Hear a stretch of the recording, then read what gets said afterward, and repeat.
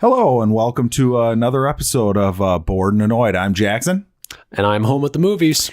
And I did not expect to go into this week not being able to listen to Michael Jackson's music anymore without wanting to take a shower.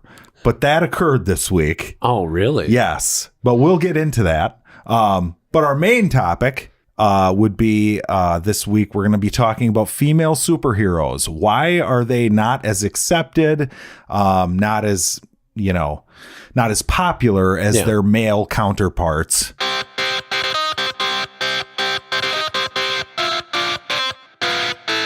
Bored and annoyed.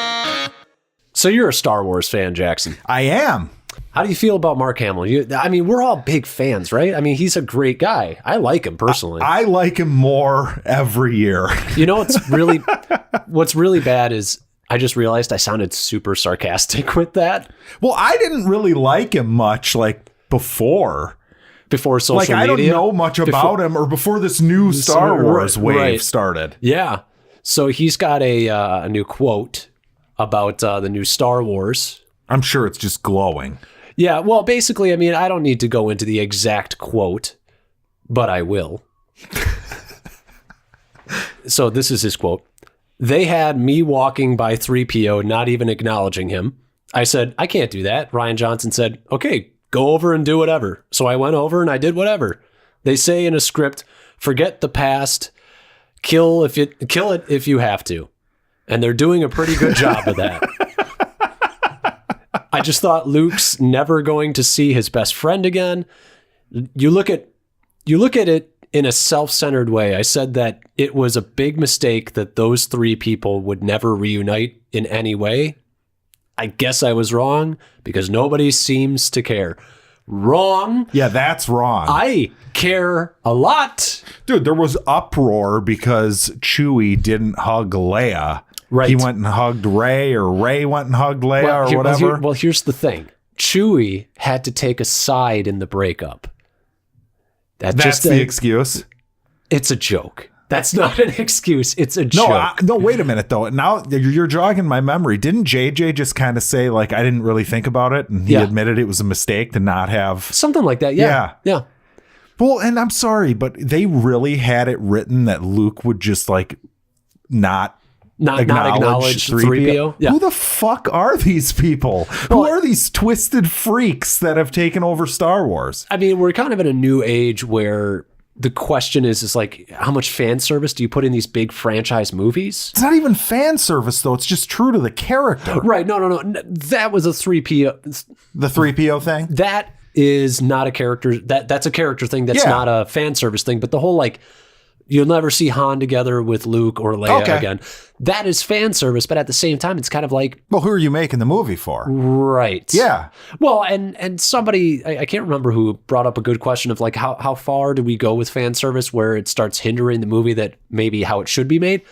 But I would argue, I'm not sure if the whole Luke, Leia, and Han never seeing each other again makes a ton of sense considering they won their war and they're all friends and they want it doesn't ring true to me. And I think it doesn't ring true to a lot of people. So it's nice to see Mark just kind of going and putting these people on blast about it. So Leia saw Luke and Leia saw Han, but Han and Luke never saw each other. Yes. And they've never shared a scene, the three of them. Yeah. Now, one thing I can't stand when discussing these new movies with people who like The Last Jedi, right, is that they try and put you in a corner of, it's just not like your Star Wars, so that's why you don't like it. Right. No, I don't agree with that. I think that you could have done something drastically fucking crazy and different, right, but made it good. Yep. I just don't think it's very good. Yeah, my arguments are never about, there are certain things, it's not exactly what I would expect from Luke, and there's a certain amount of that's true, but at the same time, it's I just don't like the story structure, and I don't like that it's actually too much of the same. You never changed. That's my main gripe is the ships are the same, the battles are the same, the themes are the same. Nothing has changed. It's actually the problem of this is a stagnant franchise. I would agree. Well, and the other issue is, Luke is different. I was hoping that Luke would somehow be bad. Right. Like, that would have been cool to me, but you need to do something to explain it. It needs to make sense. Like, to me, his action in the movie didn't make much sense. And I've had people explain it where it's like, oh, okay. Like, I guess you can go there with it. But I just don't imagine, like, and I'm getting into nerdy Star Wars lore here, but I don't imagine that the guy who, like, backed up his, Hitler-esque father because he sensed there was good in him, was about to stand over his nephew with a lightsaber because and even consider for a second because he had bad feelings, bad dreams, so he's gonna kill him, ridiculous. Okay, I don't get that. No, okay, thank you, Ryan, that's your opinion. I don't think Mark Hamill gets that. I don't know, it's a matter of, like, we had a message that we wanted to go for, which is kind of like the kill the past kind of thing. That was like, that really was the main theme. And it's nice that Hamill is smart enough to know, like, yeah, that was your goal and you're doing a good job, but maybe that's not what everybody wants. Right. Yeah. So it was nice. It was nice. I liked reading it's hilarious that he just can't help himself. I mean, it's nice. I like seeing, like, he's the old crotchety man now. Maybe the character was right in The Last Jedi. He was, a little truer to real life. Yeah. But enough Star Wars. Well, not quite. Or do we have more Star Wars? We've got some Oscar Isaac news. Okay. He's a Star Wars, Mr. Poe Dameron. All right. He's a Star Wars. Oscar wants to play Snake in Metal Gear Solid. I wouldn't mind that. And apparently the director is on board with this idea. So we might actually see this. I wouldn't mind that. I think he looked the part, put an eye patch on him, and he's make him look a little more gristled. He's a really talented actor. I could see it. Yeah, I definitely could. I will say, and there's a part of me that, you're going to call me Marvel shill for this. Uh-oh. But I saw a Photoshop of somebody who Photoshopped a bearded Cap into Snake, and I was like, that's perfect. That's legitimately perfect. God, there's a lot of actors I could see on the Snake thing. Yeah. That's a funny movie. That's going to be a weird one because the games are almost like, and we'll get into this because I watched some anime this week. Yeah. But the games remind me of the anime I was watching this week. Like the way the story is structured and the characters' dialogue is, and just like, it is so Japanese. It is. It's a very cultural thing. Yes. Which I mean, it depends on, I hope that they Americanize it because I think that there are certain things that American stories do better than Japanese ones. Sure. Well, especially in like a 2-hour format, I think. Right. But I think they both have their strengths, and I hope the person who's making it is smart enough to actually kind of combine the strengths of both cultures. It's pretty sweet that that's happening. Hopefully it's good. Well, yeah, I mean, after Battle Angel Alita, you kind of just hope like these sort of Asian properties start catching on. Yeah. Because they can be good. Now, I guess we're still in news, so I'm just going to go ahead and bring this up. Battle Angel Alita. Yeah. I hear it's looking like the 50-50 shot that it'll break even, but it's not going to do better than that. Yeah. Was basically what I was reading. Yeah, it's at 350 now after a strong second or third weekend hold. Sure, yep. But it's probably going to peter out in between 425 and 450. Yep. Which was right around that mark. The problem that I saw is that, and this is something that I've known, I just sort of forgot, was that China, you only get 25% of the profits. I was going to say, the domestic take, you get the largest percentage of the money. Yeah, so it's in between 50 and like 60% of what you get in America. So Disney's going to just have to do Cameron a solid, basically, if we're going to get a sequel. Well, the thing is it might not break even in its theatrical run. But, like I said, ancillary markets might save this. Hopefully. It's fucking crazy to think, like, now that's a Disney call now. That is really weird. Isn't that weird? Well, speaking of that, is Disney just is going to have fucking everything? It's true. It's true. It's scary. I mean, Avatar, right? That's 20th Century Fox, so that's Disney's. Yep. So Avatar needs to make big money. They go, okay, James Cameron, we love you. Do whatever you want. Right. And then Cameron's not going to direct a second Alita. I feel like he'd have Rodriguez do another one. Well, you know what's really weird is like one day I sort of just looked through sort of the $1 billion movies. Disney has like, I want to say 60 to 75% of the $1 billion movies. It doesn't surprise me, like when you think about it. And they're just going to get more of a percentage now.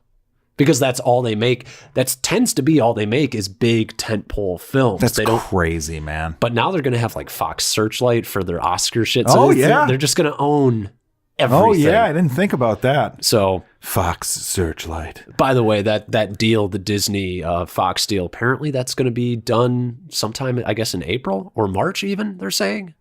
So they'll make the next X-Men then? Yeah. And actually, that kind of reminds me, they actually don't even know if New Mutants is actually going to see theaters. Really? Yeah. Anya Taylor-Joyce, she said, I don't know what's going on with that movie. She's in that, and Arya Stark is in that, right? Yep. And so Arya Stark, that's her name. That's Maisie the Williams. Yep. Maisie Williams. Yeah, I like her. Yeah, so do I. But She's got spunk. In all honesty, I look at that cast in that movie, and I'm like, I actually like everybody in that movie. But it looked bad. I want to see it just because it seems like something a little different. Yes. You know what I'm saying? So, yeah, and sometimes you're surprised. But rumor is that might actually hit Disney streaming, the Disney Plus.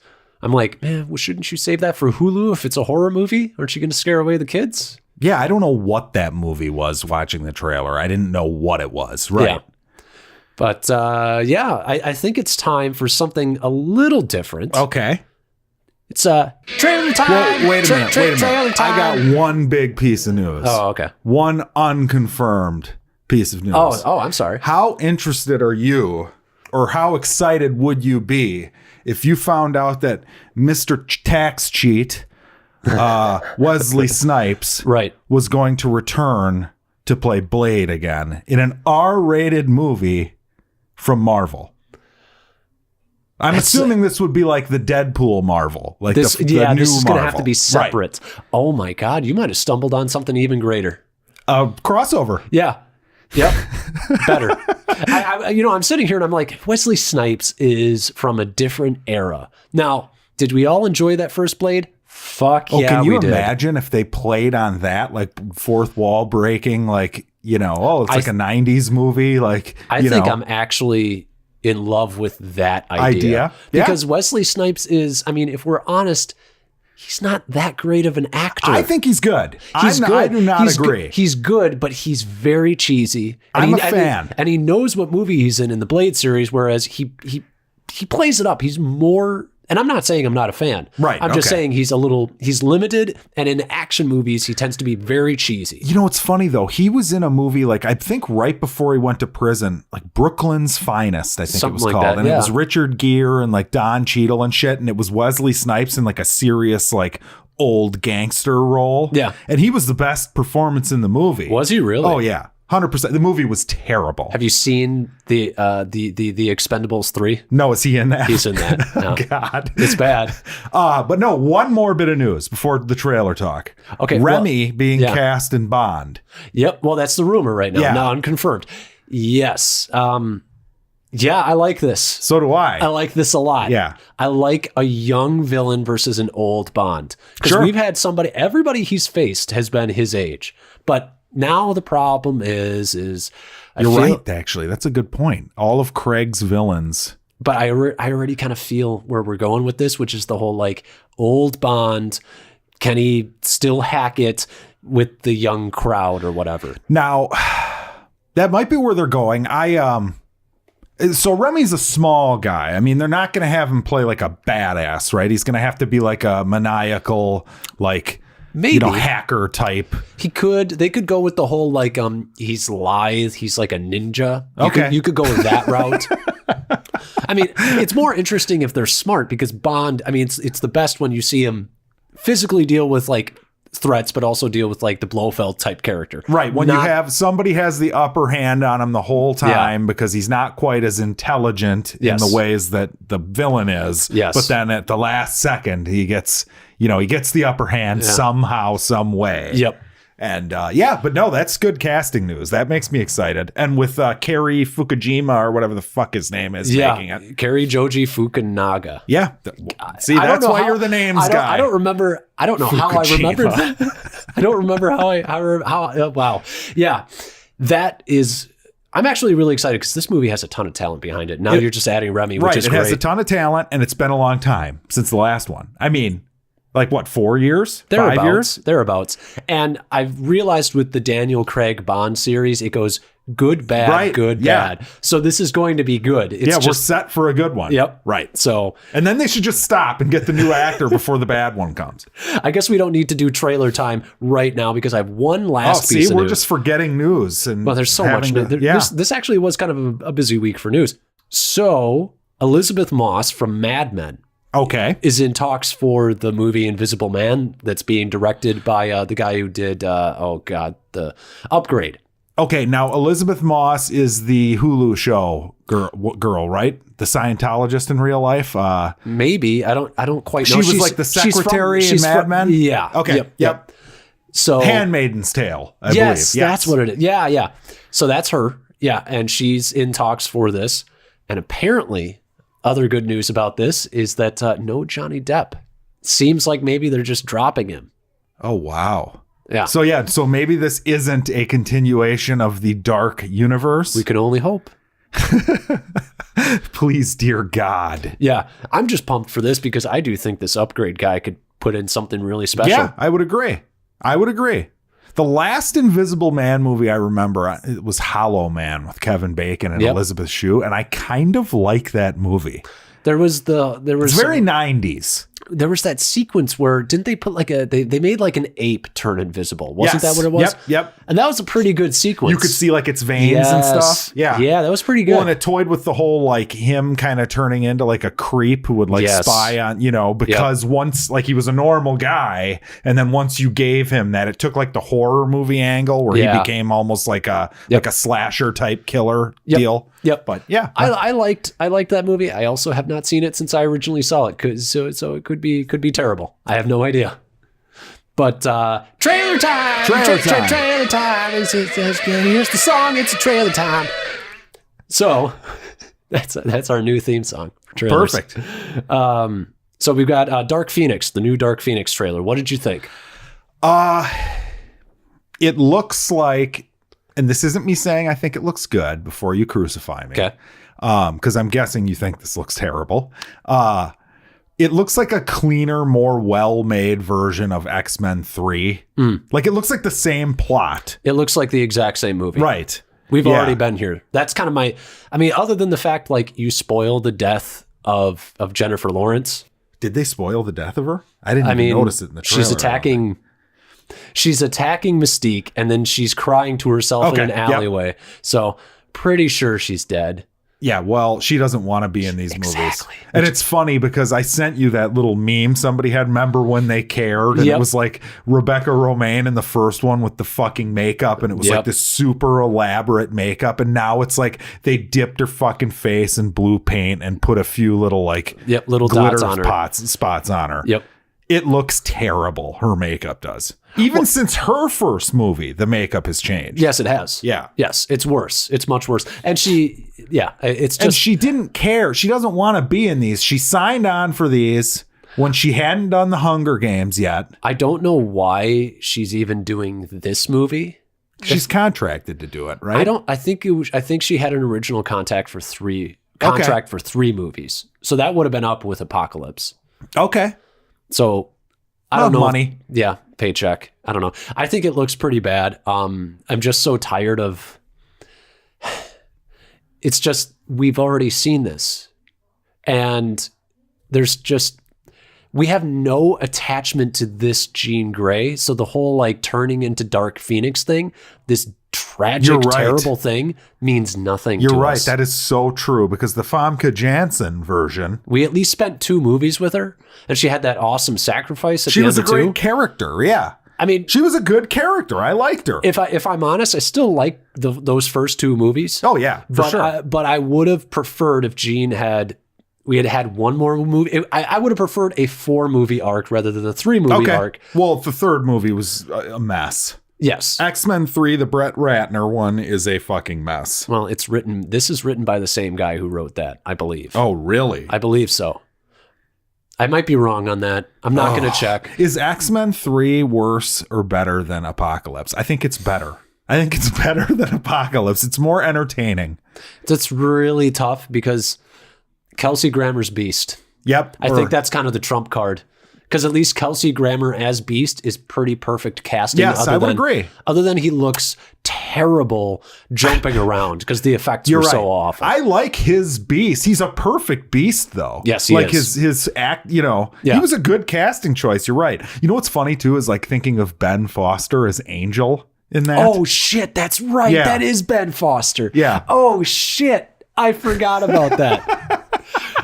And then in the new one, it was like, oh, wait, what Angel? Wait, so, okay, no continuity. And there was that tragic scene. I will say this, for as bad as X-Men 3 is, the scene where the kid is cutting off his wings when young Ben Foster is doing that. Good ideas. Really, that was actually an emotionally engaging scene. Well, it just sucks because, like, that movie had like the coolest concept of like, making there's a cure, and the whole idea of like people coming in. Do you get the cure? Do you not? Like Rogue's little It had too much going on. You don't too many characters. You don't stack the finale to the Xavier v Magneto. No, with that's the two Cure, movies. That's two different movies. With the Cure and Dark Phoenix. It was 3 movies in one. It was too much. It was just nobody got enough screen time. I can't believe how bad that movie. Shit.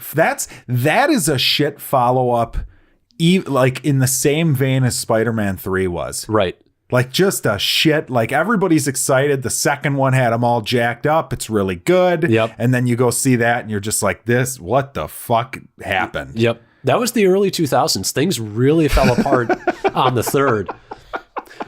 But yeah, I mean, I don't think this looks very good. I'm not on board. As much as I like Fassbender and as much as I like McAvoy. Yeah, they're great. They're great. The characters. They are. They real. But I just don't like this universe anymore. I'm just tired of all the conversations that everybody has in this. The best quote from this movie is going to be, "You're always sorry, Charles." Yeah. And there's always a speech. That's the best quote. And they put it in the trailer. Yeah. Well, because the all that's left in these are those two and their friendship and their dynamic. And even that at this point, like you got to do something new with it. It's played out because the idea of like, this is still like a prequel to the originals. But it's not, because we've just thrown away continuity. Yeah. But it's still kind of like, okay, between the two series, we've seen this like 7 times. Yes. It's in every one of them. And we had a conversation about this years ago on Facebook about how I'm fine with a sympathetic villain, but the fact that Xavier and Magneto just do the same song and dance every movie is so tiring. Yeah, that's a problem. But he's such a good villain, though. He is. Oh, he's a so really good villain. Oh. But that's why it's more frustrating for me. But we can go into another one. How do you feel about that new Hellboy Red Band trailer? We're in trailer time. Trailer time. Yeah. The movie still looks like shit. I think it looks terrible. Yeah. I think it looks fucking terrible. It's the worst of the movies we're about to talk about. Like, this looks worse to me than the X-Men movie. Yeah, I'd probably say I did realize, I think I'm going to be right, that David Harbour's going to be the best thing in the movie. I think his performance is going to be good, but I think the rest of the movie around him, it looks like it has pretty shitty writing, pretty bad acting, and not so great special effects and like choreography. I'm not impressed with the camera work. It looks like shit, and it pisses me off that it looks so shitty because it looks like the exact opposite of how beautiful and amazing the first two looked from Guillermo. It's true. Like, you know what I mean? It's like they're pissing all over any legacy that he left, because he had a unique thing going with those two as far as the superhero genre was concerned. He did. And now, we're just back to the same old bullshit. So I don't know. I'm not excited for that. I do want to take, speaking of Hellboy, I don't know if you saw this, but Selma Blair, who was in the first 2 Hellboy movies as the love interest, she has MS. And if anybody wants to see a crazy, like, emotional, strong story, there's a Robin Roberts did an interview with her on Good Morning America, and it's hard to watch. It's like it reminded me of like the Michael J. Fox interviews that you've seen where it just like breaks you. Yeah. Because you're just like, that's not, you know what I mean? It's not fair. But it's crazy. Like you have these people in horrible circumstances, and she seems to be the type that's just, a tough ass woman who, good for her. Yep. I don't know. I would recommend everybody go watch it. I've always been a fan of hers. She seems like a good person, and good luck to her. Yeah. But yeah. Agreed. Yeah, that's enough about Hellboy. I don't think it looks that great either. No, it looks like dog shit. Yeah. I was trying to think. I felt like there was one thing that made me have a little bit of hope, and I was like, nah. It's just there was one line from David Harbour. That's what it was. You want it to be good because I like him in Stranger Things. Yeah. Yep. So I want it to be good, but it won't be. Though, I will say it could be. I could be wrong. We could be wrong. I will say I do love the muscle work that they did on the prosthetics on Hellboy. It looks pretty good. Oh well, and the fact that Swearinger from Deadwood is in it. Yep. Yeah. So those two could have something interesting. I just don't. It's not what I wanted as a fan of Hellboy. Like I think they probably let a lot of people down. So yeah. I don't think it's going to go over well. Something that's probably going to go over well with you is that new Midsommar movie, though. Oh my goodness. Directed by the director of Hereditary. Ari Aster's second movie, and it's only it'll have been like a year since Hereditary. Yep. A24 again. Yep. Will Poulter is in it. That was the only person I recognized. Yeah, not many named actors. Which is fine. Yep. But yeah, it's weird. Check out the trailer, people. Basically, it looks like it's like a very sunny movie. Yeah. Like when I turn it on, I'm like, wow, like they really I feel like I'm going to be in the theater holding my fucking hands over my eyes. It's almost pastel. It's hippie. It's Eastery kind of looking. Yeah. They even made the traditionally black bars actually white. What if that was in the theater? That would be fantastic. Yeah. I would applaud that. Yeah, if the movie started and it had that, I'd applaud it. Yeah. But yeah, it looks weird. It looks like a culty. Like apparently every 90 years there's some sort of a festival where everybody does drugs like hippies, and I'm assuming there's some sort of sacrifice, demon cult orgy, right? Yeah. Something. Yeah. So creepy stuff. He's just following right up with his last movie, but it looks good. And we've got even though it's just a teaser. Yeah, we've got some cult things that we're going to be dealing with later on today, actually, in the show. So yeah, I do kind of like that theme. I'm excited for a culty kind of movie. Did you bring a goat to sacrifice this week? Nah. Oh, sorry, I didn't tell you. We've got one last thing. Actually, we've got two more trailers. All right. Game of Thrones. Okay. Yeah, the big Game of Thrones. Yeah, a month away. The big Game of Thrones. Yeah. The big game. Seinfeld reference, people. Look it up. But yeah, I you kind of said it before the show. Can't make you more excited for something you're this excited for. Yeah, and then they always do the same bullshit where they're trying to like misdirect you in places, and yeah, I don't know. It looks good, I guess. CGI looks great. Those dragons are fucking phenomenal. I did read that this season will have one of the episodes will be the longest consecutive battle sequence ever put to film. Whoa. That was what it was said. Whoa. Yes. Okay. Now there's only 6 episodes. Right. I'm assuming they're going to be like 90 minutes apiece. They're about, I know that they were going over the traditional hour. Right. So my guess, and they kind of did that last year too. A little bit, yeah. But my guess is one full episode is a battle. That would be sick. To me is amazing. But then at the same time, it's like, but then you only have 5 more episodes to give your, your story. But yeah, I'm sure they'll set it up nice. I'm excited though. What if it doesn't finish the series? What if it leaves it off on a cliffhanger for a movie? As a person who's reading the books, that would be fine with me. Because I have this bitterness in my soul that this show is going to be what ruins it. But I'm not going to wait around for that piece of shit to finish his fucking books. He's got interviews to do, man. Yeah, he's got to write blogs on Jets games. Yeah. Why is he a Jets fan? He's the worst. How could he be like this genius writer? Genius, legit. And he's a Jets fan. He's a Jets fan. Hey, you don't choose. It just happens to you. You can't choose your love. No, but I could get really offensive. I hate that guy right now. Every time he's in a fucking interview, you just want to hit him. He's just shitting on his fans who made him rich as fuck. I'm just not a fan. You know, and everybody's like, he doesn't owe you, dude. It's his work. It's his, you know, and it's like, okay, that's fine. But the bastard has had 8 years since the last one came out. I'm done waiting. He's a fucking asshole. And then I'll go buy the goddamn thing the second it's published. But look, my argument to them is, yeah, sure, he doesn't owe me anything, but that's not, to me, the whole procrastination, the whole I don't know how to finish this because I've heard he's like struggling. That's what he needs to say. That he's not like, he doesn't admit that though. Yeah, but it's like there's a fucking corner. There's a big difference between there's a wide gulf between Stephen King, yes, and George R. R. Martin, and in the middle is okay and healthy. Right, that's a healthy output. That's a good point. Yeah. He's just I just can't stand it. You see these published books with his name on it, like the fucking history of the Targaryens or Westeros. It's like, I don't give a shit. That's the one that really got me. So I saw him go on, like, I think it was Colbert, and he was talking about that new book, and it's like, what's wrong with you? Yeah. You wrote 1,600 pages on shit that nobody cares about. Well, I'm sorry. This is the appendages. This is what.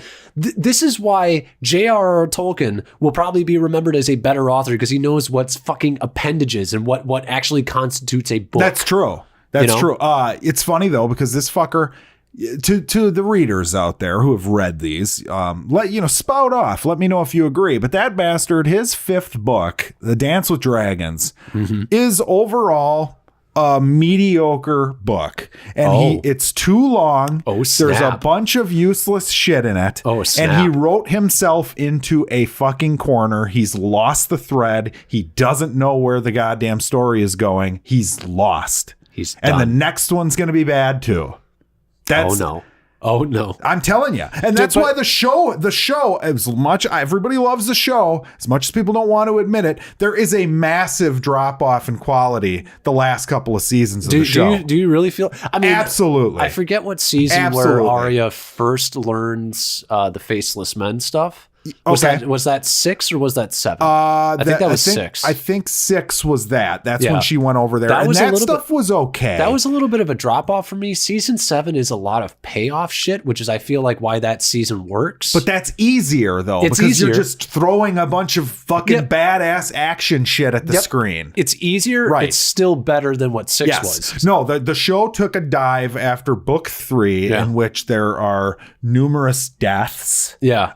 Book 3 was like when you were reading, like book 3 was like the pinnacle. It was, And then what happened was he started writing 4 and it got too long. So he took 4 and 5 and he split them into 2 books. So in 4, half the characters aren't in it. You're supposed to read 4, and then the first half of 5 is what the other characters were up to during 4. And then they bring them all together in the second half of book 5. So theoretically, if you're a new reader of the story, there's an online like guide to how you should read 4 and 5, because you should, like, if you want to do it, you know. The problem is he had started writing this and he had decided between 3 and 4 to do a time jump. And then he started writing it, and he was writing for like a few years, and then he realized that wasn't going to work. So he had to burn the whole thing and start over. Oh my. So he doesn't I'm telling you, this is my theory. He doesn't know what he's doing at this point. That's he does so not bad. know. And what pisses me off, it would be one thing if he didn't sell this to HBO for them to ruin it for all the people that were reading the books before this series started. Right. But he did that, and he has had ample time to finish this fucking thing. That's very true. Ample time. To at least finish. Excuse. He's had 1 book has come out. Well, yeah, to finish 1 book. Yeah. That's all. No, that's what he's done. Yeah. In the time. Yeah. Yeah. He has 2 more left. So at this, he's going to die. Yep. Sorry. Yep. Yeah. So sorry, I shouldn't. I know I just kind of went on a rant here. I was going to say, you guys okay? You guys okay? We all survived it. But yeah, we'll save Cinemia for next week. Now that this will be my rant of the week. We'll save Cinemia for next week. But let's leave trailer time off on a lighter note. Pokemon, the second trailer. Did you see that? I don't think I did see this one actually. It's kind of nice. It's nice to see more of the Pokemon. I saw there were some more Pokemon. Yeah, I saw pictures. Like you saw Mewtwo. You remember Mewtwo? Yes. Oh yeah. Yeah. Oh, look at me. I'm all prideful that I know who Mewtwo is. It looks.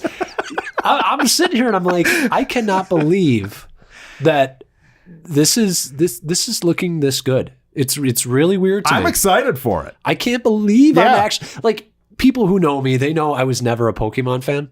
Like, I liked the game well enough. Sure. But the show is quite awful, I feel, other than that, like, fantastic theme song. I want to be the very best, like no one ever was. Oh, my God. But yeah, it's just really weird to me that we have a Pokemon movie that's actually got me excited, because I was always like, Dragon Ball Z is what anime should be, and Pokemon, it's fucking because that animation is bad. It's episodic. Everything is the same. Right. You know, but it's just really weird to me that it looks this good. It looks good. It looks like a real movie. Like they really are taking it seriously and making a good movie. Yeah. It doesn't look funny. Like, it doesn't look like the Smurfs, you know? It's impressive. Which will be genius if it is good, because it's going to make a fuck ton of money. A ton of money. Yes. Yeah. Yeah, it's going to be big. Now, does Nintendo still own Pokemon? Because I know Pokemon Go wasn't Nintendo, correct? I don't know if Pokemon Go was, but I do know that Pokemon itself was originally a Nintendo property. Right, and they're the ones who make the games, but I don't know if Pokemon, like the brand, is a Nintendo brand. Yeah. So, hey, tell us. We have phones. We could look this up, but we're lazy, and we want to save you guys time. You can do that. We already had like 5 minutes of dead air. Let's go into shit we watched. What did you watch? I know you watched way too much shit. I watched a lot of shit. I'm going to go right into the big one this week. The big one that's ever on everybody's mind is this Leaving Neverland. Right. So I watched both parts. It's two. HBO put them out. First part was Sunday night. Second part was Monday night. Both 2 hours. So that's 4 hours. And then I watched, they had Oprah do like an interview with the two guys and the director, and that was an hour. So 5 hours of this. God damn. And it is horribly disturbing. Okay. Like, okay. Now, is it the look at poor Michael, or is it look at how awful Michael was? No, it is literally, it's not a dual-sided documentary. Okay. It is not an investigation of Michael with discussions with everyone who knew him and blah, blah, blah. It's two guys who claim that in the early 90s, he molested them.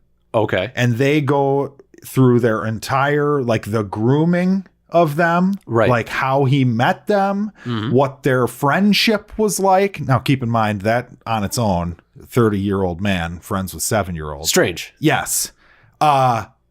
To the graphic description, which we won't do here, of the actual acts that were performed on them. Nah. And they are believable stories. Okay. I mean, they make sense. It was funny because I'm sitting there and I'm thinking about like the main one that came to mind, like the one that we all know was a creep, was Jerry Sandusky, the Penn State linebackers coach, defensive guru. Who he kind of had the same MO where it's like he's like a mentor for kids. He set up like a charity for children, and he would like play the role model, like take them to games and, do nice things for them and whatever. And it was all like a systematic setup for what this was. And Michael Jackson, you can say the same shit. I mean, it's the fiance is a Michael Jackson fan. Yeah. Big fan. Yep.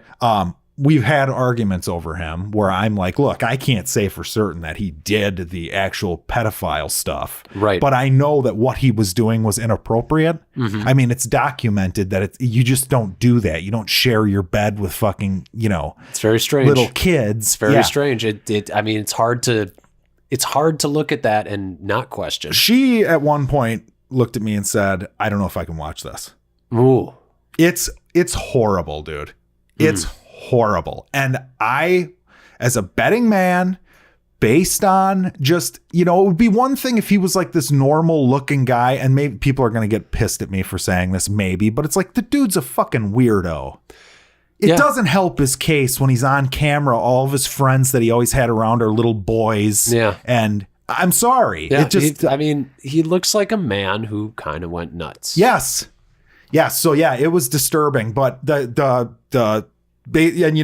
there's a huge thing online of, I mean, if you look up his name on Twitter right now, it is people just defending him up and down. This never happened. These kids are lying. They're doing it for a payoff because whatever happened to like trying to hear out the victim. Right. Well, okay. So I'm not saying. Well, and it's funny because I'm not like a huge supporter of that concept where it's just like believe them immediately. Right. Yeah. Well, I don't think that you should. Right.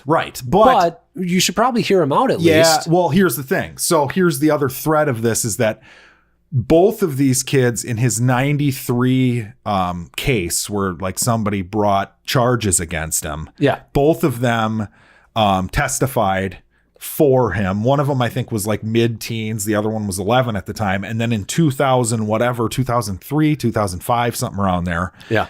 When he got charged again, one of these kids that's the subject of the doc was him and Macaulay Culkin that were the two to stand up for Michael and say he never did anything. Yeah. Now, this guy was 22 when that happened. And apparently he was molested from 7 years old to 14. And basically he said when he had his own kid, like he realized, like he would imagine what happened to him happening to the kid. Right. And then it really became this traumatic thing because to them, like they loved Michael. Right. And they didn't think of it as abuse at the time. Right. It's just really fucked up because it's hard for me to understand that. Yeah. It's never happened to me, thank God. Right. Well, yeah. And you're 7 years old, so your perception of reality is very different than an adult's. Dude, it's horrible. And you look at they play like one of the kid was from Australia and like he goes home with his family after meeting Michael and Michael brings him to Neverland and whatever.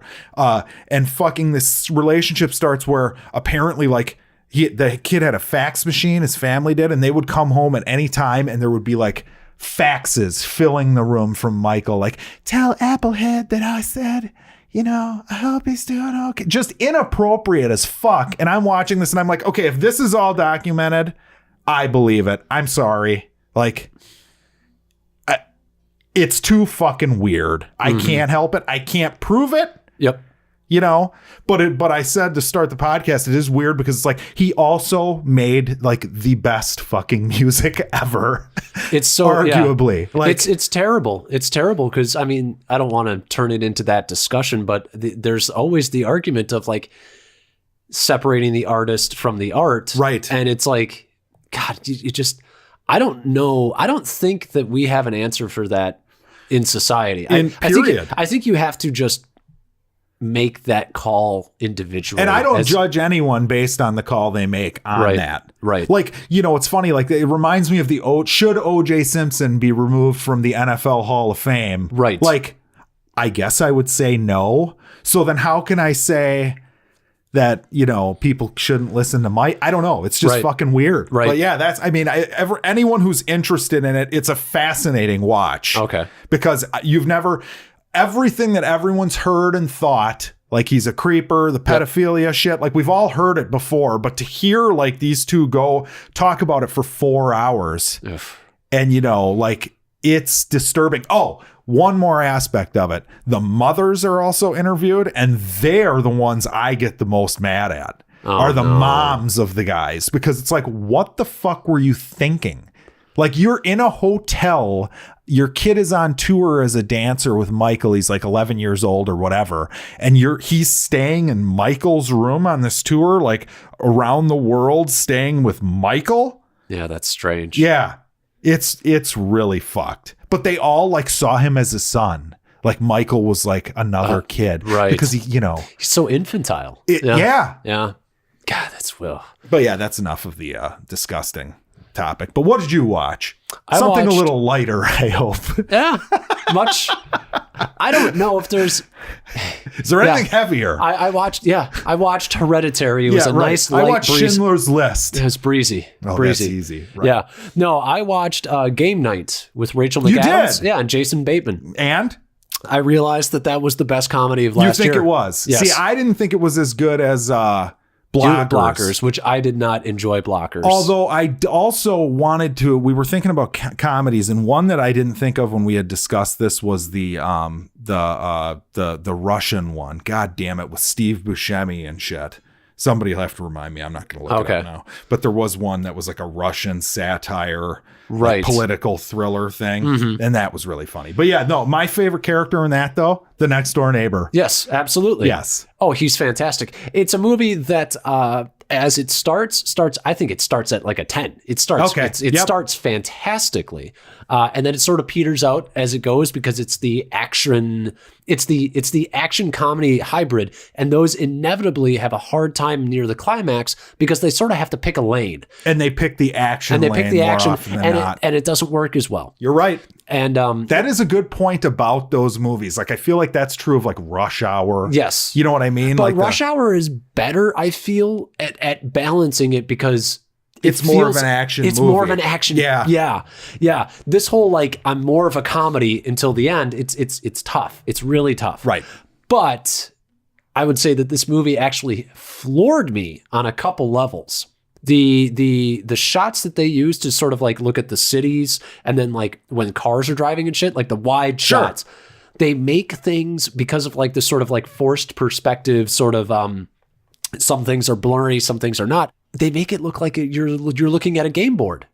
It's so impressive. It's so you're impressive. Right. They did. Yeah. It's like the plot was like they have a game night weekly and one like game is real and they all don't realize it's real until partway through the game. They have a next door neighbor who's never invited to game night. And he was my favorite. He is the best character. He's fantastic. I was really floored. The comedy is really, really good at the beginning, like really, really good. And I like the two leads. Yeah.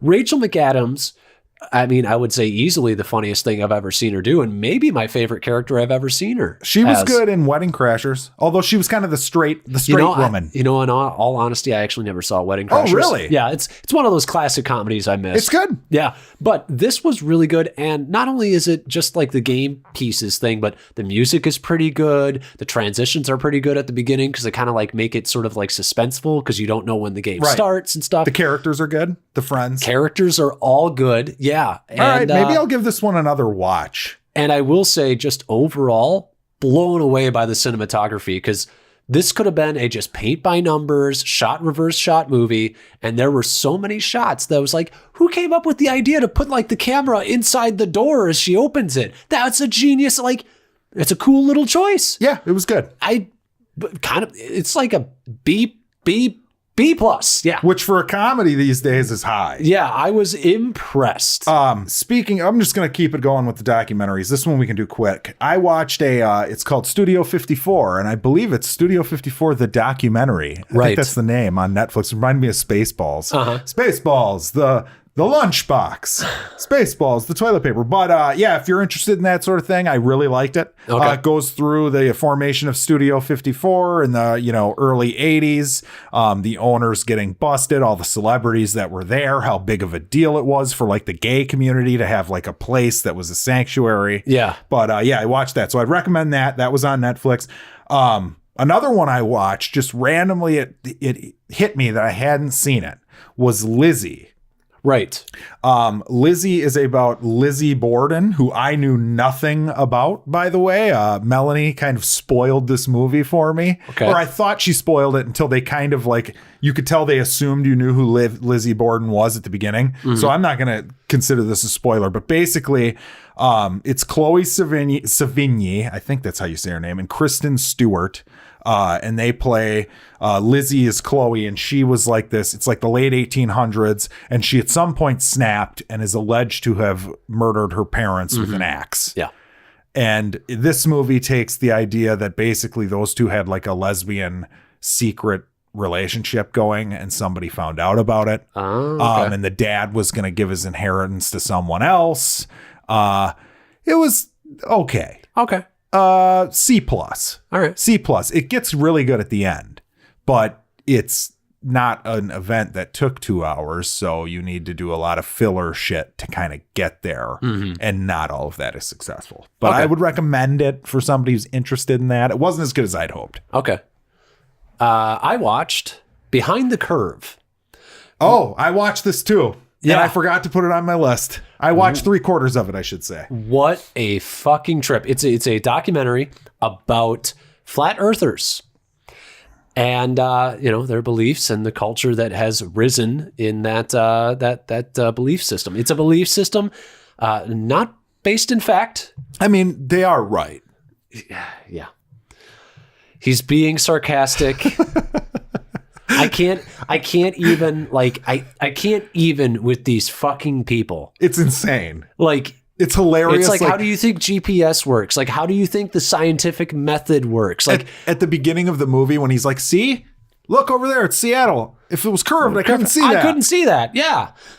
Do you not understand the scale of the Earth?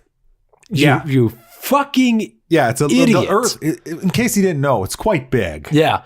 I love and there's a point where they kind of interview some of these scientists and like everybody's kind of laughing about them, and then like this black scientist gives a good speech kind of like about like these are people who lost their way, who could be a potential scientist but lack the knowledge or whatever, so let's treat them with respect, let's talk to them. You're not going to win anybody over by shaming them and X, Y, and Z. And I'm like, yeah, that's true. But the problem is that we've now, the problem is what they represent to like society at large, which is I don't have to accept anything. Well, they're completely unreasonable. Yes. You can't be reasonable. That's the thing. Is like you can't reason with them because you can't give them facts, which is why people make fun of them, because you can't just lay out the case for why it's because they're just like because Sasquatches. Well, it's funny because it's like, you would think you'd be able to say that about someone who's like really religious. Right. But they understand that belief system they have is based on faith. Yeah. It's not factual. Yeah. You know what I'm saying? So to that, they almost have like an out. Yes. Whereas these people are saying, like, this is, fact. Right. It's fact that there's nothing to back it up, but it's fact, and we've been lied to. Oh, there's something to back it up. Lives. Those airplanes in the southern hemisphere. Yeah, I mean, they can't go all the way around the plate. That woman, when she points out, like, oh my God, look, there's a little guy. He's going down right there, that little plane. Wow, what's he doing in the southern hemisphere? Just great. It was a frustrating watch. And there's this woman in it who it's kind of like, of course you people are single. You people are nuts. Are you going to bring up the like radio host who's like in a little love thing with the main guy? Which the main guy, my God, he's just like, yeah, people know who I am. It's not a big deal. I'm like, dude, you think this is a huge deal. Also, by the way, you live with your mom. Yeah. Well, you know what's funny about these people too? Like you could know one of these and you don't know. Yeah. Like if you've never talked to them about this, like outwardly, some of them seem like, moderately normal. Yeah. We might have a flat earther lister. We might. If you're a flat earther, please send us a tweet. No, I want to know. I want to know if our fans, what if 30% of our listeners were flat earthers? Would we just cancel the show? We'd have to have some talks. That was a good one though. I just hate this. Well, one, that woman that I was bringing up, she has this moment of cognitive dissonance where she's kind of like, well, if that's the case, because the people have theories about her, conspiracy theories about her. Oh, yeah, that's right. Yeah. And then she's kind of like, well, people, if you're inclined to, conspiracy theories, of course, people might say that about me. Of course, I know I'm right. She has that moment of almost self-realization that she's nuts. And then she backs away. And it's so crazy. I hate it because it's the laziest way of arguing something. It's kind of like, okay, well, I don't believe in Blu-rays because Blu-rays are actually made from the dust of dead pixies. And I don't believe that and you're like, well, how do you know that that's because the government. Yeah. Wait, right. Okay. But who profits from this? Pixies, hello. Where are they going to put their dust? This is kind of funny because like that is annoying. And this is really funny, actually, because like I watched that. And then this week, the big thing that was released as well was Alex Jones being brought back onto Joe Rogan's podcast. He's one of these crackpot But it's bizarre because you can tell, like, as crazy as he is, he like, at least it. he's read a ton of shit. He believes it. He believes it. These guys believe it too. But the arguments they have are completely asinine. Like they don't cite things. They don't like him. It's like, yeah, you know, the interdimensional rift opened and the aliens talked to, you know, whatever. I read it in 19, you know. What would keep the babies comfortable? Oh yeah. If anybody hasn't seen that, it is hysterically funny. That the man is a nut job psychopath, but I was quite entertained, especially when Eddie Bravo fucks with him and he freaks the fuck out and throws a hissy fit. I didn't see that bit. Oh, God. I haven't watched all of it. Oh, it's pretty. I mean, it's long. It's fine. It's the Michael Jackson documentary, only it's Alex Jones. But yeah, no, conspiracy theorists are, regardless, they are entertainment. Yeah. But yes, if you were discussing this with one of these flat earthers, it'd be, I can't imagine. I can't imagine. It's just too much, because it is a matter of, like, at some point we just need to have established facts and agree on facts, because a society gets worse when we can't agree on facts. Well, right, but any fact you bring them, they're going to say government or yes, exactly, this or that, which is the worst excuse. It's the worst way of arguing. Yep. Yeah, what would you give that for a grade, by the way, if you wanted to grade that? I mean, I'd probably give it like a C+, B-. Sure. Yeah, I didn't think it was like the greatest made thing, but it was entertaining. Okay, so I watched the first 5 episodes of the Netflix show Haunted, which is supposedly, like, basically each episode, it's like an unsolved mysteries type deal where you have the reenactment happening. Look, and I've seen these shows before. Yes. I know what it is. Okay. All right. So this one, the second episode of this, the premise is that this woman is, so this show, they're telling the story with like family members in the room, and the other family members, most of them don't know this story. Okay. So that's the premise. Like, the real people are telling the stories. This one's story is basically that her and her sister lived with their parents, and their parents would bring home drifters and kill them. What? Over 100 people they murdered. Like, they were serial killers. Is this real? Okay, so that was my thought. So I looked. I can't find anything on this. All I found are people, like, questioning the people who made this to say, what are you doing about this? Like, are you telling, he's like, this is real. We went to the authorities and told them about this. That's all I know. Like, this was told to us as a true story. I'm wondering, how the fuck do you not go dig up? Like, they talk about where the bodies are buried. And the one kid, like, got one of the nephew was called over and he got rid of all the trophies that they kept from these people they killed. Like, it makes no sense. But I continued watching a few more episodes because it was kind of entertaining. It's a well done, like, that style of show, but that episode was just...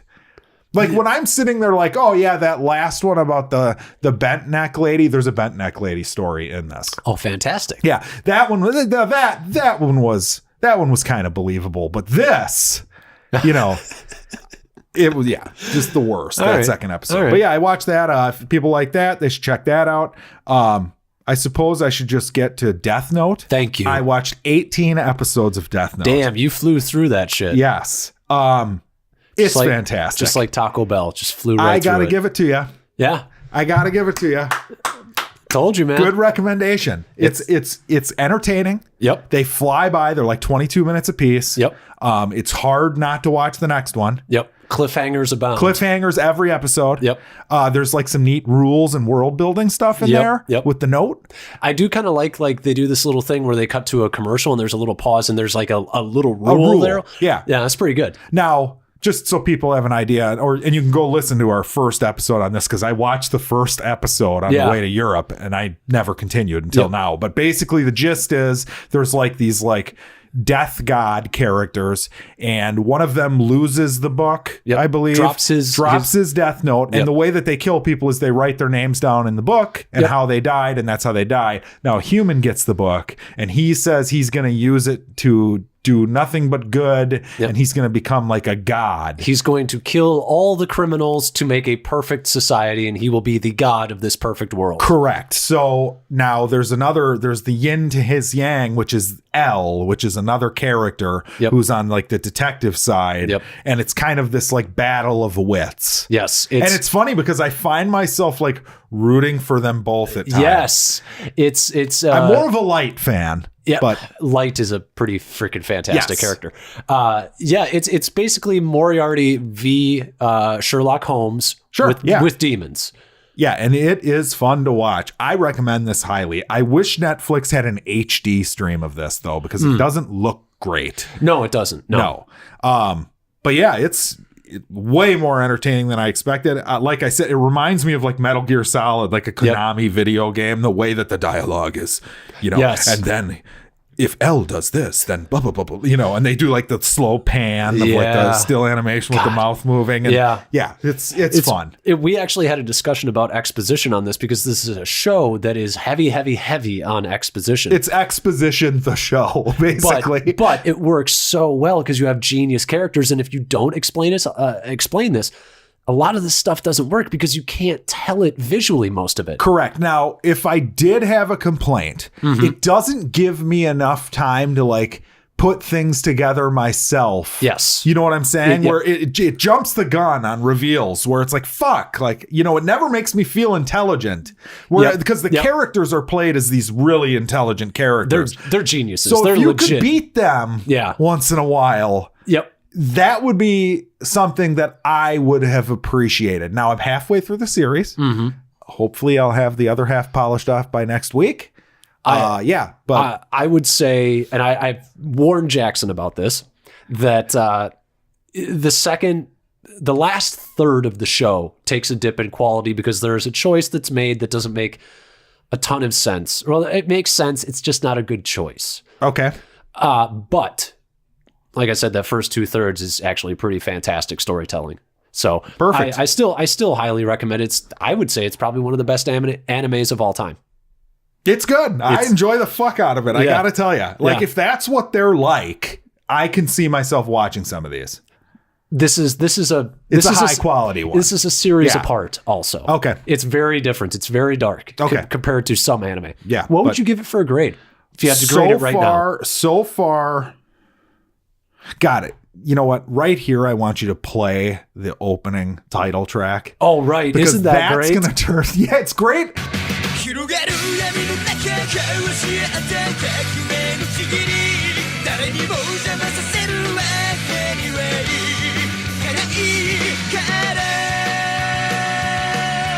Not at first. You're just like, what the fuck? Yes. Because, and I'm not, and it's just like, oh my God, they can't expect any Americans to turn this on and watch this. It's very, even the music is actually kind of like a the product music of its during time. the show is great. Yeah. I love it. Yeah. Yes. Yeah. I love it. Yeah. But yeah, that opening title, it's just, please, just 2 seconds of it. It's all it takes. But I would give it so far, I'd give it an A-. Yeah. I really enjoy it. Yeah. It's not perfect. Yep. It's, it's not necessarily my cup of tea, but I do think, I can't wait to watch the live action movie because I can't wait to see how bad they fucked it up. It's an abortion. I can't imagine. This doesn't seem like a tough one to me. Yeah.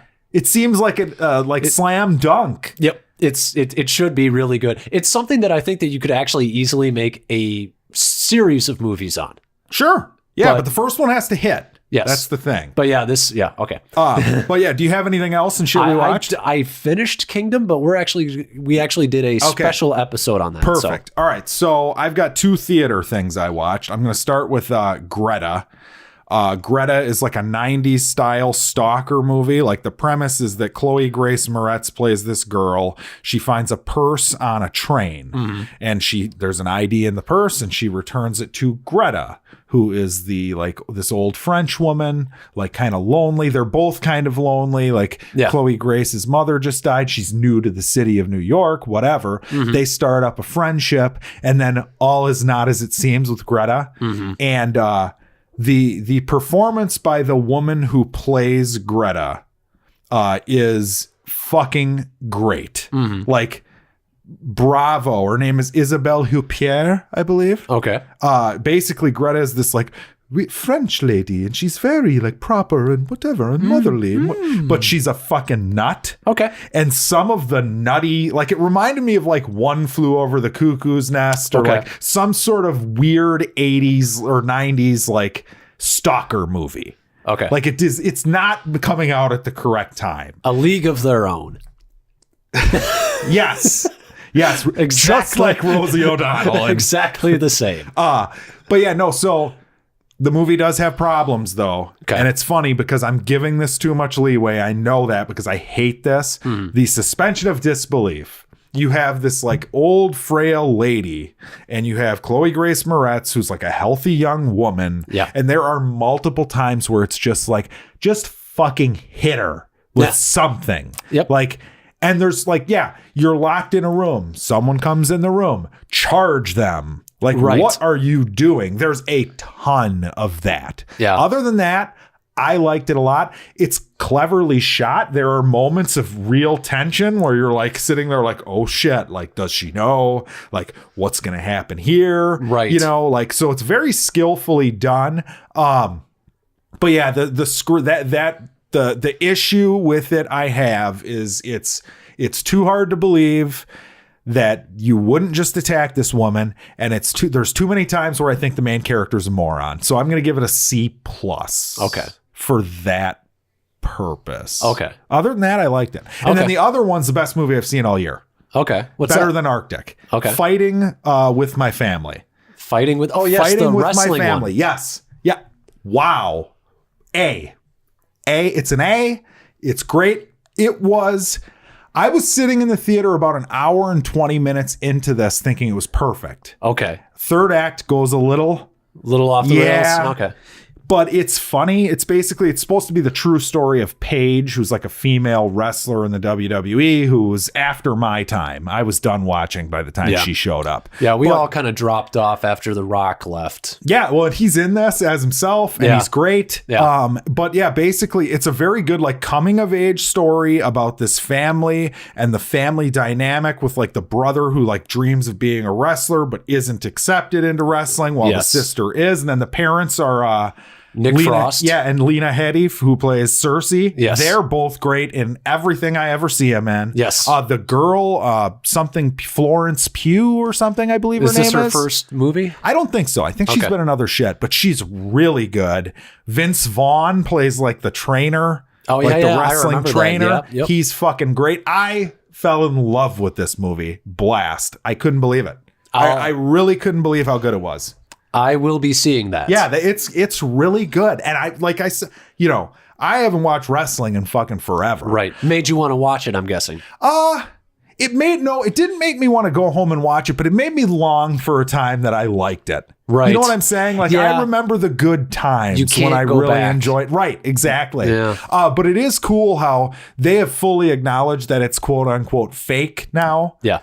They don't call it fake because there's real injuries, and I would agree that they're real athletes and whatever. Yeah. But it's not a big aspect of the movie. Like, there's one interesting scene where they're training, and basically one of the conflicts in the movie is that like Paige is serious about this. She comes from a family that's serious about this, and the other people trying out are like models or promo girls or whatever, and they think they can be wrestlers. So there's a part where like this girl keeps accidentally hitting her, like with moves, and Paige is like, no, I'm trying to tell them like that's not how this works. Like, when I do this, you do this, and this is the signal for this or whatever. Yeah. And basically it happens again, and Paige just fucking decks her. Right. And she calls it like I forget what she calls it, but basically like when you deck them back, it's like, don't do it again. It's just a known like wrestling thing. Right. So there's kind of like some inside baseball things. Gotcha. Okay. It was really good, man. I walked out of the theater just happy as can be. It was one of those movies. Good. But yeah, the third act was. It's a little drop down. Can't get an A+. Okay. It was on its way to an A+. That's impressive. I did see one last thing. I actually forgot about this completely. I saw the Rebel Wilson movie. Isn't It Romantic with Liam Hemsworth? No, you did not see this. Yes, I did. Oh, Jesus. Yes, I did. Does this have the guy from Pitch Perfect in it? Like the funny guy who was in like Game Over Man? And yes. Okay, I like him. Your guy from Workaholics. Yes, right. It's actually not that bad. Okay. It's got this great diatribe because she hates romantic comedies, and the premise is that the main character Rebel, and she ends up in a romantic comedy, a PG-13 romantic comedy. Okay. And that's kind of like the premise of the movie. And she's got this great diatribe about how much just they suck, and she goes through all the premises, and it plays with the tropes quite a bit, and it's pretty good. It's a little cookie cutter. It's kind of like, it's a really good premise. You could take this the extra mile and do like a Deadpool, like a full-on fourth wall breaking. Could have been great. Maybe broken some of the mold a little bit. I like her though. She's great. Yeah, I like her. She's funny as shit. I mean, if I'm going to put people in their boxes, as far as like the big actresses box, she's my favorite. Now, do you have to fat shame her? I'm not shaming. Big actresses. She's big and she's beautiful. But no, I do like her. I like her more than Melissa McCarthy, if I'm honest. Yeah. Have you seen Can You Ever Forgive Me? No, I haven't either. I need to see that. It's on my list because I hear that she actually puts in a good performance. I hear it's great. Yeah. Yeah. But yeah, this is pretty good. Liam Hemsworth is clearly not as good as his brother in acting, but there's a lot of humor here. And the one thing that detracted, and I felt like it detracted from the whole audience, was the theater that I went to, and I'm really considering not going to this theater anymore because of it, is the audio was so quiet. It's kind of like when we went to go see World of Warcraft. I hate that. When we went to World of Warcraft, there was only audio. There was the dialogue, for people who don't know. Dialogue was only coming out of one speaker at the front of the theater, and the music was coming, and everything else was coming from all the speakers like it should. This was kind of the same thing where everything else was coming, but it was coming from two speakers up front. Well, so you could hear. Annoying because you need, like, they want you to go tell a staff member, but then you're missing part of the movie. Well, and that's the thing is, I actually went. It was almost the exact same thing that happened. Same theater, by the way. I went up to the manager and I said, "Hey, it's really quiet," and they're like, "Yeah, we know." Oh, Did they give you free tickets? No, they didn't. You should have demanded. I should have. I'll be more aggressive next time. Yeah. But yeah, I feel like with a comedy, you need it to be a little louder because you have to feel like you can laugh and not laugh over the dialogue. Yeah, that's a great point. And I felt like I should be standing in there turning the fucker up. And if it's not going to be up to snuff, they should tell you going into the movie. Yeah. And they should say, but we can offer you a pass to another movie or whatever. I hate that shit. So it was like a C+ B- kind of movie. Sure. But I feel like if I had been able to laugh and let go, it might have been a straight B. A B. Oh, there you go. So yeah, I recommend it. It's pretty good. Yeah. Decent date night movie. You're not going to hate it by any means. You're not going to hate it. Sounds like we have something to watch here at home. For me, I don't have any more shit we watched. Okay. So we're talking Captain Marvel and female superheroes. Why have they failed so much? So I've got a couple theories on this. Okay. My first theory, of course, is that this genre is a boy-dominated audience genre. Yeah. Boys, men, whatever, young men. That's the obvious one where it's like people like to see someone who reminds them of themselves. Right. And whatever. Which is why you've always had there's been more white superheroes, because for the longest time it was white guys who were buying comics. That's the demographic, right? Yes. Yeah, you're going to see a lot more now after Black Panther of the black superheroes. Well, and you're just going to see more because more people of different varieties of people are buying comics now. So. Buying comics or seeing these movies. Exactly. I mean, fuck. I mean, they have a huge, they're huge, and they have a huge Hispanic following. They have a huge African-American following. They're just big with basically every demographic. Now, that's my first thought, is that the whole representation, not even representation, it's just this is what guys like. So yeah. But the other thing is, and I'm going to get crucified for this in today's world climate, but there is a suspension of disbelief, and it's not just superheroes, because you can give them like superpowers to kind of bullshit your way around this. Okay. But there is a suspension of disbelief when, like, you watch John Wick. It's like a badass dude doing this. He's fighting other tough dudes. And then you see a movie like the Charlize Theron one, and it's like, well, she doesn't have like the muscle mass of these guys. There's a certain amount of like physics that you understand. Like she could not put the same amount of force behind a punch that a guy who weighs twice her weight could. Right. And which is where you get something like a Black Widow character where you want them to dance around and you want them to be more acrobatic and you want them to be, because that becomes more believable, they are not bigger, but they have better technique and they know how to use their bodies to their own advantage. That's what you need. But the problem you run into is in a physical fighting situation where you have, and this is kind of an interesting conversation, I think. But right. When you have like, you're assuming the villain, you want them to be a scary, like they're a real threat. Yes. There's no contest between a woman and a man in that realm of fighting. There just is not. Well, but we're dealing, okay. So it's sort of, I'm not even one who watches Scarlett Johansson as Black Widow and is like, oh, that's annoying because whatever. But there is something to that, I think. There's some asterisks and there's some what ifs and whatever. Right. Because if we're going to take fit, well-trained male over fit, well-trained female, that's then you got like a real leg to stand on. If it's kind of like Black Widow versus me in a fight, sure. Black Widow is kicking my ass. But you're usually not the villain. Like there's not a good action set piece there if you're the villain who's fighting like Captain America and Black Widow. Home with the movies. He's going to tell them. He's going to tell them how bad their movies are and they'll run away crying. Yeah, no, I just, their movies are fine, actually.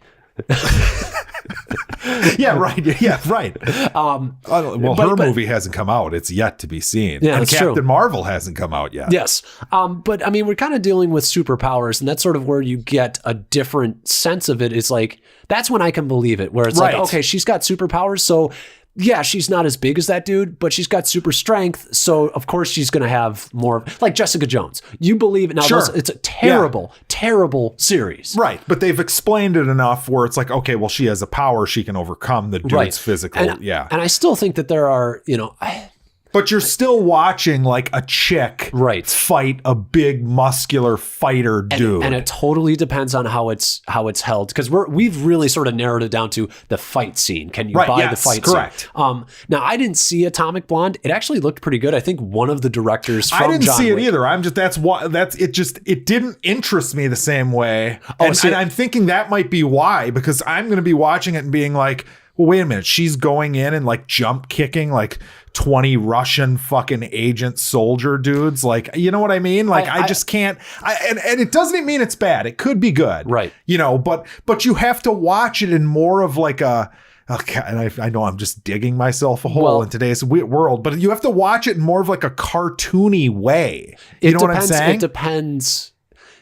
It depends on where your line of suspension of disbelief ends, because the idea of like John McClane, like one guy without shoes in a building, kind of unbelievable. And in that regard, especially since he's just like a standard cop, it's not like he's trained CIA or but that's kind of why that Navy one SEAL. Works, is because he's clearly fallible and he gets hurt. But it's why it works as a movie, as a believable situation. Sure, maybe not so much. Yeah, but that's sort of where it's sort of like, where's the line for you as a person? I can buy Atomic Blonde. I mean, I feel like in the trailers I could buy it. Sounds like we need to watch it. I actually kind of want to see it because I thought one of the directors from John Wick was behind it. It was a total like John Wick wannabe. Yeah, correct. Yeah. And I like Charlize Theron and what's his name? Jace McAvoy was in that too. Yep, he was in that. That's right. And it looked pretty good.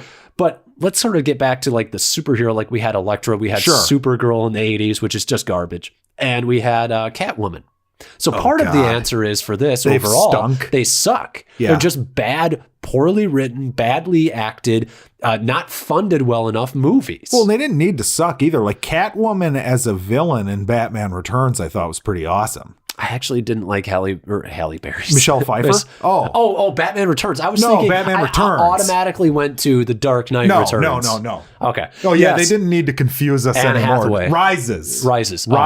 Which is, it's based off of Returns. It's just too confusing. Yeah, I know. But yeah. Yeah. Michelle Pfeiffer is fantastic. I thought she was the best. She's the best representation of that character that I have seen so far. She's the version of Catwoman everybody probably wanted to have their own movie. Yeah, why not? I think that would have been fantastic. I think it would still be fantastic with Michelle Pfeiffer today, if I'm honest. I'd see the fuck out of that movie. But yeah, I think you're right. And we've talked about this before. We talked about the anime. Why don't they work? I mean, point A is always, well, they stink. Yeah. So they're just doing a bad job Wonder of adapting. Woman worked. I think we can make the argument like comic book movies, animes, and even female superhero movies, they haven't worked traditionally because there's a lack of respect usually, probably from a producer's standpoint, and probably even like, I think it's why you get sort of these journeyman directors who direct them, except for like Patty Jenkins on Wonder Woman. Well, they don't believe in them, that's for sure. That's what it is they kind of get this guy who's like, I'm going to make my name and I'm going to make the next big movie, But then they get the script and it's kind of like, okay, you don't like the script as a no-name director? Okay, see ya. We've got 1,000 dudes who will sign up to do this. Lining up to do this. Yes. So you take the script as is. Yeah, I mean, is this Captain Marvel? Is this the first female-led Marvel movie? Yeah. Oh, it's going to be, it better be good. I hope it is. I really do.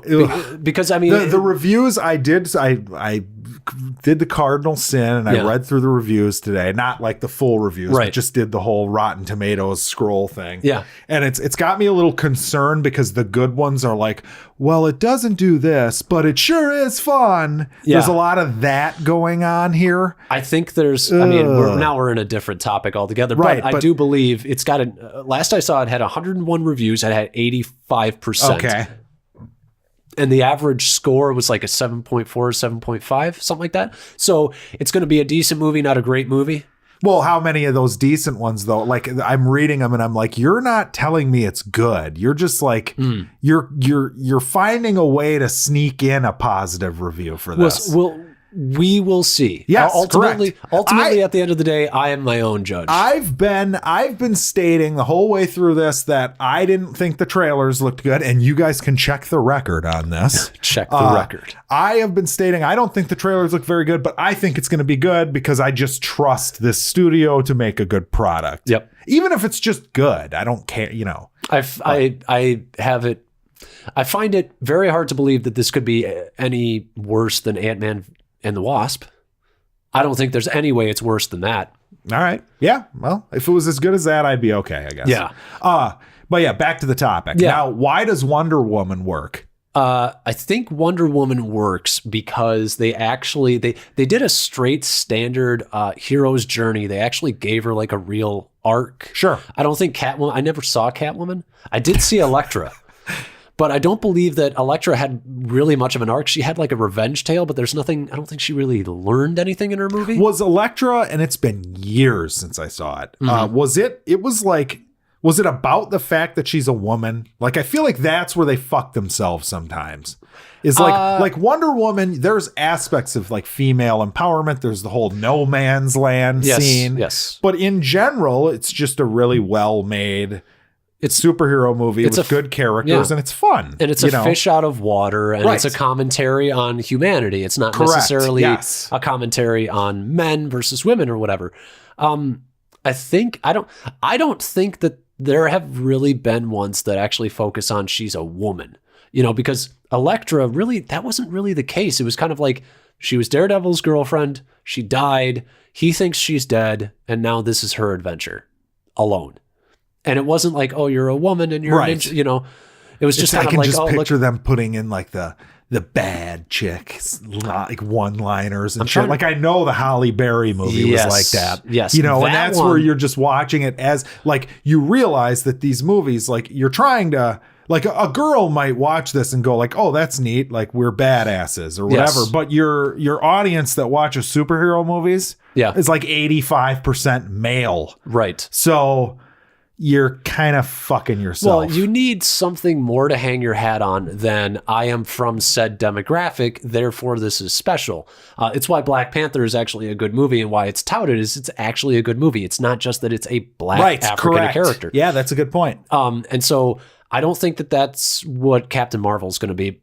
And I don't really even, I'm worried about the political climate the way it is, that we might get a movie like that. But sure, I don't think at some point. But I don't think that we've gotten one yet. I see nothing, and I know that it's been drudged up that it's like this feminist movie, SJW, whatever, but I don't see that in the trailers. That's not what I see. But I reserve the right to be proven wrong. If that's what it ends up being, I might be a little annoyed by it, to be honest, but I don't see that. It totally depends on what they're trying to say and how they're saying it. Well, it's annoying. Just like any other movie. We talked about, with Michael, it's a lot different, but separating the artist from the art, it's like, yeah, I don't like a lot of the shit that Brie Larson has said in the last 6 months. I mean, I disagree with her as a person, but I don't understand how that bleeds into the movie for people. People just want to be trolling assholes. I will often, because I do enjoy checking, I do enjoy following box office threads for big blockbusters. Sure. And I've been following the box office theory thread for Captain Marvel. This thread has been locked down like 4 or 5 times in the last 2 weeks because of the anti-SJW and then the SJW and battling each other. It's this ridiculous thing where it's just like, it's a superhero movie. Yes. And let's wait until we see it before we know. Well, I hate that too. Yeah. And to bring the Michael Jackson thing, that was one thing I forgot to say, is that movie, before it aired on HBO, had an 18% review on Google. So that's just people going, yes, because they're Michael Jackson supporters, clearly. Yeah. And yeah, you're right. And it's the same kind of attitude where it's like, everyone's shitting on this movie because they don't like Brie Larson, or they, have decided that this is the stand they're going to take against social justice and PC culture or whatever. It's like, yeah, you're right. It could just be a fucking superhero movie and the character happens to be a woman. I think that's probably going to be the case. I really do. I mean, because it's Marvel, and Marvel knows that they need to ride the line a little bit. Even with something like Black Panther, where it had sort of clear, sort of progressive arguments. They still rode the line. They still didn't shove it in your face. No, and they played both sides of the line. Exactly. I mean, there's the scene at the end that's fucking hilarious where they want to carjack the spaceship or whatever when it shows up. Yeah. The kids in the at the basketball court. I mean, that's funny. Sorry, they know how to ride the line. Ragnarok is clearly anti-imperialist, colonialism. That was the message. It was a little bit more subtle in that one than most, but it had this giant paint job of just this fun sci-fi epic. Sure. So it's like, they're going to be smart about it. They might have a little bit in there. They might have a little bit of hey, women can do this too, but they can't. Right. So why get upset about it? Yeah, it's true. So, but I mean, if we're really going to go to the source material, I think the problem is that ultimately you've got these, there are crossover events in comics. Sure. You get the X-Men meet the Avengers or whatever, and they fight. There are very, very few giant universe-shaping stories that center around a woman in these series. There's a Thanos one, or there's a Civil War where it's about Captain America versus versus Iron Man. Sure. You've got these giant stories, and most of them follow men. You've got probably, I'd say, one of the biggest that you have is the Dark Phoenix saga with the X-Men. And even then, it's about a crazy woman who goes crazy. I plead the fifth. I've seen a woman go crazy in my day. That sounds like a realistic plot line.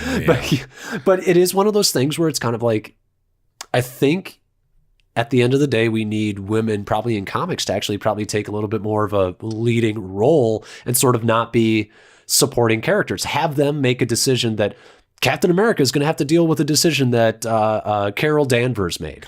Here, what about this though? Who gives a fuck? We're creating this as an issue. We need more women superheroes or something. Who fucking cares? No, you know what I'm saying? I'm not necessarily saying we need more, even though, I don't mean, we could look at the percentages and maybe there could be more.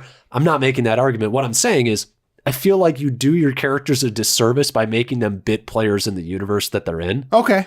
So you got to come up with Carol Danvers or Jean Grey or Storm or they have to start taking a little bit more of a leadership role in defining the universe. The goal is to make them the star characters. Or at least have them have a better story. You just want that. You think that's better for everyone. I just think it's better to have your character make a choice that changes. Because I believe that Spider-Man, he works because he has these choices that he made, like Civil War, he decided to unmask, and that was a big choice in his life, you know? Sure. You just need to have your characters, your female characters, go through the things that your male characters go through. That's the only thing. It's not even we need women above men. We just need them to be the same. Yeah. I mean, or you just keep doing what you're doing because it works. And it works. Buy the shit. And the only people upset about it are people on either side who are completely fucking irrational lunatics, clearly getting pissed at each other over this movie that hasn't even come out yet. Yes. Like, I don't get it. What is the world coming to? I've never seen people act like this about like a movie that they've never seen. Like, that makes no sense to me. No, it's insane. It's almost like if you saw The Genie played by Will Smith and you were like, oh, that movie's going to be terrible just from looking at The Genie. It's like you created that as the hill you're going to die on, though. But it's kind of like that. But if you tied all of your politics into that movie. Right. Yeah. Well, it's like, imagine if, like, let's say Will Smith was cast as the Williams sisters' dad. And let's say, like, someone thought he wasn't a dark enough black person. Yep. That would be ridiculous. That would happen today. Oh, did it? That's a true story. Oh, okay. That is happening. Well, this is the world we live in. People are upset about things.